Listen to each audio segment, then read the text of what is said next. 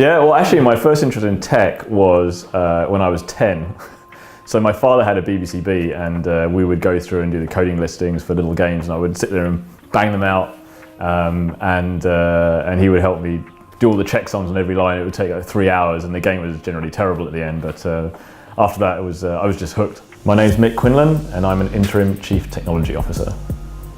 If you look at the systems that power Amazon or Ticketmaster or things like that, sites like that, that's what I build with the team. Clearly not on my own because they're quite big. The more aspects of my role these days, now I've been doing it for about 20 years, is more about helping people get better at their roles as well. So a lot more mentoring, more organizational restructuring, team structuring, dynamics and systems thinking, lean thinking, and how do we actually deliver the product efficiently. There are a couple of career paths you can take when you're a software engineer. You can either go the management route, where that does happen, or you can stay technical and become like a principal engineer.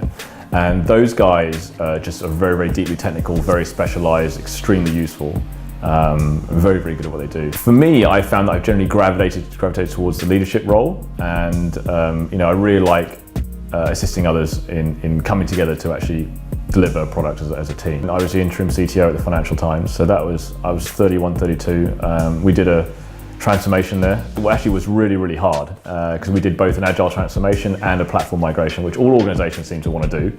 And they're both individually quite tough, right? So you smash these together and you've got a real challenge on your hands, right?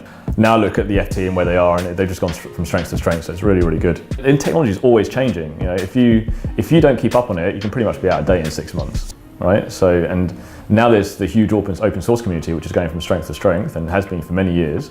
If you look at some of the tools that Google's open sourced, communities behind that, the rapid improvements they've made, it really benefits a lot of businesses. The challenge is keeping on top of it all. But when you're talking about the people side and you're talking to the business, generally what I'll do is I'll frame it in non-technical language, and I'll present, here's the options, this is what you want to do X, here's option 1, 2 and 3, each one will take this amount of time, this is the impact of each one, which one on the business, which one do you want to do, and that's kind of my job to translate that.